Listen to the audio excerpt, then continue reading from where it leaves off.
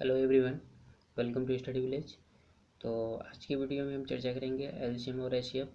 जो इसके पहले मैंने डिस्कस किया था कि कैसे क्वेश्चन सॉल्व किए जाएंगे, जो कॉन्सेप्ट था। तो आज हम क्वेश्चन की प्रैक्टिस करेंगे। तो क्वेश्चन की प्रैक्टिस के लिए सबसे पहले क्वेश्चन किस टाइप्स के आते हैं, और तो बने रहिए मेरे साथ और करते हैं वीडियो की शुरुआत। चलिए, पहला क्वेश्चन हमारा आता है कि 36 और 42 के सबसे छोटे सार्वगुणज। सार्वगुणज क्या होता है? सबसे छोटा सार्वगुणज मतलब छोटा सार्वगुणज, तो इसका मतलब हुआ कि एलसीएम की बात कर रहा है। किसकी? एलसीएम की। और सबसे बड़े गुणनखंड, यहाँ पर ये गुणज कह रहा है और यहाँ पर क्या कह रहा है? गुणनखंड। तो किसी संख्या का हम क्या निकालते हैं? गुणनखंड, जो फैक्टर। गुणनखंड हमेशा संख्या से क्या होता है? छोटा ही होता है। ठीक है। और गुणज जो होता है वो संख्या से क्या होता है? बड़ा होता है। का गुणनफल ज्ञात कीजिए। और तो इसका हमें क्या करना है?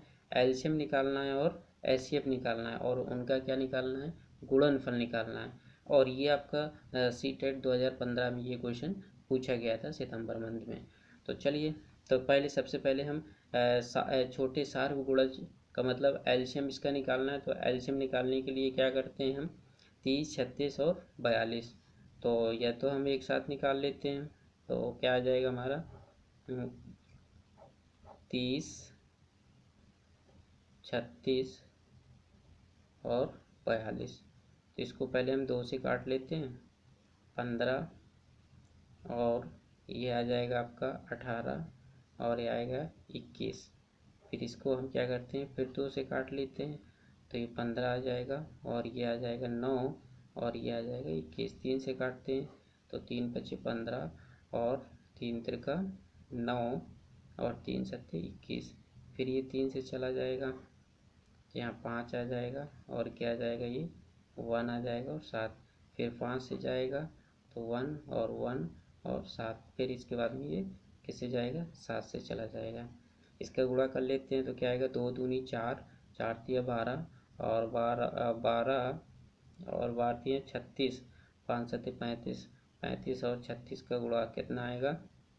35 इंटू 36। गुणा इसका आ जाएगा कितना? 1200। 35 35 1260 आ जाएगा। कितना आ जाएगा? 1260। तो जो इसका एलसीएम आएगा, सबसे छोटा जो गुणज पूछा है, तो सबसे छोटा गुणज क्या होगा? एलसीएम जिससे कहते हैं, ये आ जाएगा 1260 आ जाएगा। कितना आ जाएगा? 1260। अब सबसे बड़ा, तो बड़ा पूछा है तो इसका एचसीएफ की बात करें तो ये 30, 36 और 42 तो 6 के पढ़ा में आता है। तो लगभग में ये क्या आ जाएगा सारे?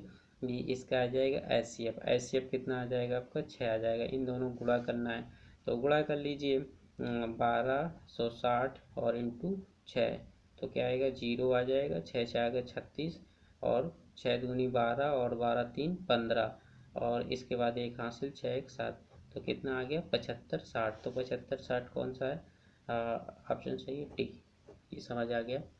अगर सार गुणज, तो गुणज में हमेशा क्या होता है? एलसीएम होता है। और हमेशा गुणज जो होगा वो संख्या से बड़ा होगा। जैसे अगर हम कहें कि 17 के गुणज, तो 17 के गुणज क्या होंगे? 34 होगा, 51 होगा। लेकिन अगर वहीं पर जैसे अगर हम ले लेते हैं 8 के गुणज क्या होंगे? 16 होंगे, 32 होंगे। लेकिन 8 के अगर गुणनखंड की बात करें तो यहाँ पर 2 भी होगा, 4 भी होगा, तो ये 1 भी होगा। ये गुणनखंड होंगे।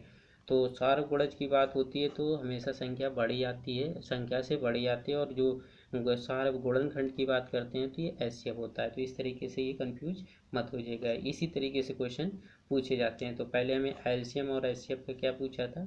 गुणा पूछा था। हम दोनों चीज़ निकाल के मल्टीप्लाई कर लिया, ऑप्शन दिया गया। ये आपका सीटेट 2015 में सितंबर में पूछा गया था। चलिए, नेक्स्ट क्वेश्चन हम देखते हैं। नेक्स्ट क्वेश्चन हमारा क्या है कि 84 के सभी धनात्मक गुणनखंडों का योग जो 7 के गुणज हों। तो अब पहले यहाँ पर तो हमें क्या करना होगा कि 84 के सारे गुणनखंड निकालने होंगे, और उसमें से जो 7th के गुणज होंगे उनका क्या निकालना है? योग निकालना है। तो 84 के अगर गुणनखंड की बात करें तो 1 2 और इसके बाद 3 से भी कट जाएगा, 4 से भी कट जाएगा, और 5 से तो कटेगा नहीं क्योंकि लास्ट में 4 है।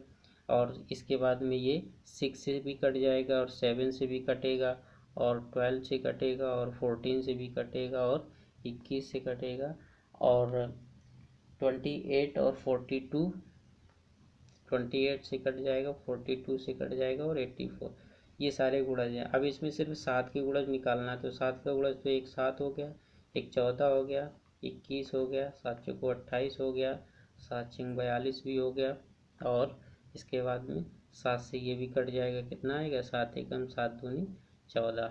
तो यहाँ से ये 7 के गुणज हैं, कौन कौन है, 7 + 14 + 21 + 28 और +42 और +84, इन सबको अगर जोड़ते हैं तो आ जाएगा 196, कितना आ जाएगा 196। तो इसका ऑप्शन सही होगा 7। ये भी आपका सीटेट 2015 में सितंबर में पूछा गया था। तो थोड़ी कैलकुलेशन ज़्यादा हो सकती है, लेकिन अगर प्रैक्टिस आप करते हैं तो ये आसान होते हैं, लेकिन क्वेश्चन समझना बहुत ज़रूरी होता है। इसमें क्या है, सारे गुणनखंड पूछा था, तो मैंने इसके पहले वाले वीडियो में जाकर देखिएगा, मैंने बताया कि गुणनखंड कैसे निकालते हैं और उनका योगफल भी कैसे निकालते हैं। जैसे अब हमारा नेक्स्ट क्वेश्चन आता है कि 96 के सभी धनात्मक गुणनखंडों का योग ज्ञात कीजिए। अब यहाँ पर देखिए 96 के सभी धनात्मक गुणनखंड, तो पहले हम 96 के गुणनखंड कर लेते हैं, पता कर लेते हैं कितने गुणनखंड होंगे 96 के। तो 2 से पहले हमने काटा इसको, क्या आ जाएगा, ये 2 चौको 8 और 2 अट्ठे 16, फिर 2 से काट दिया, 2 दूनी 4, 2 चौको 8, 2 से काट दिया 12 आ गया, 2 से काट दिया 6 आ गया, 2 से काट दिया 3 आ गया, और इसके बाद में हमने क्या किया, 3 से काट दिया। तो 1 2 3 4 5 कितने टाइम्स आ गया, 2 की पावर 5 और इंटू 3।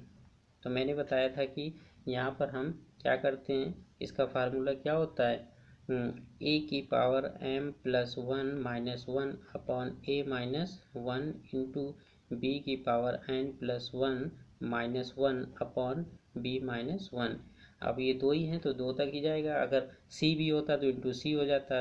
तो यहाँ से क्या आ जाएगा हमारा, a की जगह हमारा क्या आएगा, 2 आ जाएगा, तो ये आ जाएगा 2, और इसकी पावर क्या है m, तो 5 + 1 करेंगे तो कितना आएगा 6 आ जाएगा, और -1, और अपॉन में क्या आ जाएगा, यहाँ पर आ जाएगा आपका 2 - 1, और इंटू आगे क्या आ जाएगा, b वाला भी कर लेंगे, तो यहाँ पर है b हमारा कितना 3, और 1 पावर है, तो कितना हो जाएगा 3 × 2 और -1 अपॉन 3 माइनस यहाँ पर क्या आ जाएगा 1 आ जाएगा।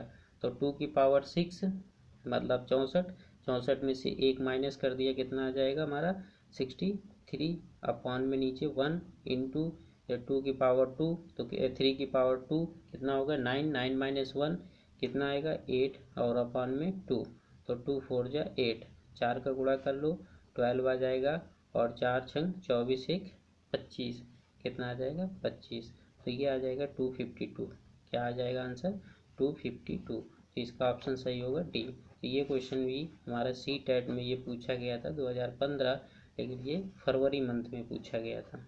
ठीक है, नेक्स्ट क्वेश्चन हमारा आता है ये सारे क्वेश्चन आपके ऐसे एग्जाम में पूछे जाते हैं। 42 के गुणनखंडों की संख्या बताइए। तो यहाँ पर मैंने गुणनखंडों की संख्या निकालने के लिए एक रूल बताया था कि 42 × 2, 2 से 2 2 जा 4 और 2 1 जा 2, 2 इसके बाद 3 3 7 जा, तो यहाँ पर इसके अगर हमें गुणनखंड की संख्या निकालना है तो क्या होगा 2 की पावर 1 इंटू 3 की पावर 1 इंटू 7 की पावर 1। तो मैंने बताया था 1 + 1 और इंटू 1 + 1 और इंटू 1 + 1, तो क्या आ जाएगा 2 × 2 × 2, 2 दूनी 4 दूनी 8, कितना हो जाएगा 8। कितने पावर होंगी इसमें, कितने इसके फैक्टर होंगे 8 होंगे। देखिए ये मैंने बताया था कि n + 1 और n + 1 और n + 1, तो n यहाँ पर क्या है, ये जो पावर दी है तो वो n है, जब इसमें 1 है और ये 1 जो पीछे वाला 1 है ये सभी में ऐड किया जाता है, और n यहाँ क्या है अलग अलग फैक्टर की पावर है, ये 2 है, 2 की फैक्टर जो है वो पावर है, इसका अलग है, तो इसको चाहो ऐसे भी लिख सकते हो n1 n2 n2 n3 करके। तो इस तरीके से इसके हम क्या करते हैं गुणनखंड निकाल लेते हैं। ये भी आपका सी टेट में पूछा गया था 2014 फरवरी में। तो कुछ ऐसे ही क्वेश्चन आते हैं हमारे एग्जाम में। चलिए नेक्स्ट क्वेश्चन की हम बात करते हैं। नेक्स्ट क्वेश्चन हमारा आता है क्या कि 108 और 144 का लासा क्या होगा। और ये देखिए, ये यूपी टेट में पूछा गया था 2013 में। क्या पूछा गया था? लासा। तो सिंपल सा लासा निकाल सकते हो। लासा में क्या करते हैं, 108 और कामा 144, 2 से काट दीजिए, 5 आ जाएगा, 4 आ जाएगा, और 2 सत्ते 14, 2 दूनी 4, 2 से फिर काट दीजिए। लासा निकालना है तो लासा एक साथ निकाल सकते हो। मासा क्या होता है, जिसमें सिर्फ मिलता है, कॉमन होता है, 2 दूनी 4, 2 सत्ते 14, 2 तिया 6 और 2 छक्का 12, फिर 2 से काट दीजिए, 27 कटेगा नहीं, और ये 36 कट जाएगा, कितना आएगा, 2 एकम 2 और 2 अट्ठे 16, फिर कट जाएगा, ये 27 कटेगा नहीं, और 2 नाम 18। अब आपको 3 से काटना होगा, तो 3 से जब काटेंगे तो आ जाएगा 3 नाम 27 और 3 तिरका 9, फिर 3 से काटे, 3 तिरका 9, 3 एकम 3, तो ये इस तरीके से आ जाएगा। अब क्या आ जाएगा इसका क्या निकालना था, इसका लासा निकालना था, तो हम इसका मल्टीप्लाई कर लेते हैं। कितना आ जाएगा, 2 दूनी 4 दूनी 8 दूनी 16 और 16 या 48, और 48 इंटू 9 अगर हम करेंगे तो कितना आ जाएगा, 48 इंटू 9, 9 अठे 72 और 9 चौको 36 और 37 38 39 40 और 3 43, कितना आ जाएगा, 43। तो ये आ जाएगा 432। तो इसका ऑप्शन सही होगा हमारा कौन सा, बी। ठीक है, तो लासा हम एक साथ निकाल लेते हैं, थोड़ी कैलकुलेशन ज़्यादा करनी पड़ती है, बाकी अगर आप प्रैक्टिस करते हैं तो कैलकुलेशन से आ जाएगा। मेन चीज़ आपका कॉन्सेप्ट आपको पता होना चाहिए। नेक्स्ट क्वेश्चन है, दो प्राकृत संख्याएं 6 और 11 हैं, रेशियो में दिया है 6:11 के अनुपात में है, यदि उनका लासा, क्या दिया है ये, लासा, तो उनका मासा ज्ञात कीजिए। तो क्या होता है, प्रथम संख्या इंटू द्वितीय संख्या बराबर लासा गुणे मासा। तो एक संख्या हमारी 6x है, दूसरी 11x है, इज इक्वल 462 इंटू एक्स। तो ये हो जाएगा क्या, 6 इंटू 11 इंटू एक्स स्क्वायर बराबर 462 इंटू एक्स। तो एक एक्स कट जाएगा, यहाँ से x निकाल लीजिए, क्या आएगा, 462 अपॉन और 6 इंटू 11, 11 4 जा कितना हो जाएगा, 44 और 11 2 जा 22, 6 सत्ते 42। तो x यहाँ पर क्या आ जाएगा, 7 आ जाएगा। दूसरी संख्या हमारी क्या थी, 7 थी। इसका ऑप्शन कौन सा सही होगा, डी होगा। ये भी 2013 में पूछा गया था क्वेश्चन आपका यूपी टेट में। चलिए नेक्स्ट क्वेश्चन हमारा आता है कि दो सह आवाज संख्याओं का मासा। बहुत ही आसान क्वेश्चन है।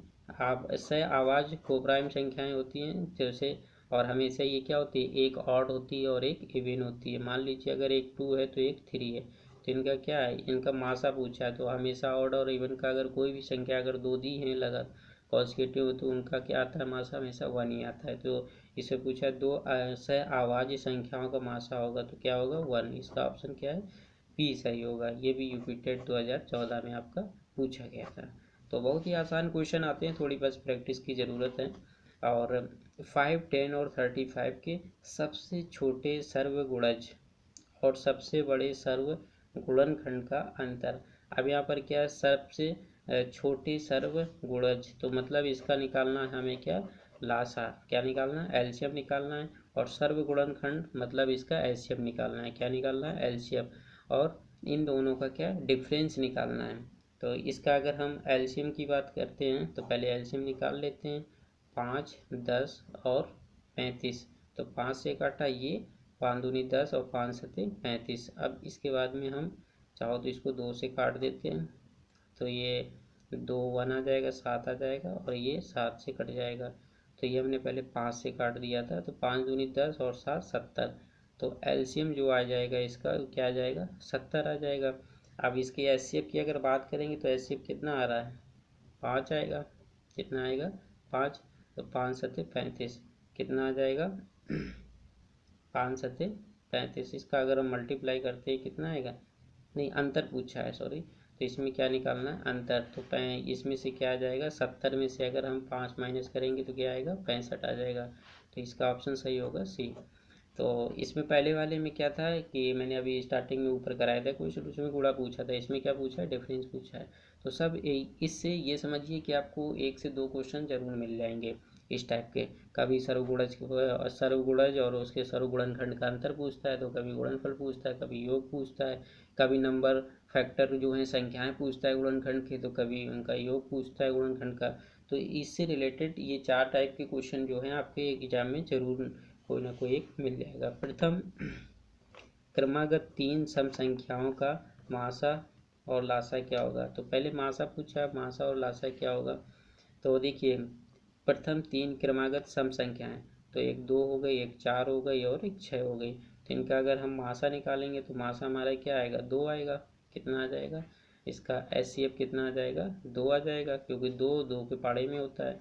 अगर एलसीएम की बात करें तो एलसीएम कितना आ जाएगा, ये एलसीएम आ जाएगा इसका, 2 से करेंगे इसको तो ये आ जाएगा 1 1 3 3 से किया इसको तो 1 1 आ गया। तो 3 2 जा 6, 6 2 जा 12। तो इसका जो एलसीएम आएगा वो कितना आएगा, 12 आएगा। तो 2 और 12, तो ये ऑप्शन डी सही है। कौन सा सही है, डी ऑप्शन इसका सही है। ये भी यूपी टेट 2013 में पूछा गया था। तो कुछ ऐसे ही क्वेश्चन आपके एग्जाम में पूछे जाते हैं, तो इनके लिए आप प्रैक्टिस की ज़रूरत है। अगर प्रैक्टिस आप अच्छे से करते हैं तो आई थिंक ये क्वेश्चन आपको अच्छे से आ जाएंगे, और बस प्रैक्टिस की ज़रूरत है। मिलते हैं फिर नेक्स्ट वीडियो में।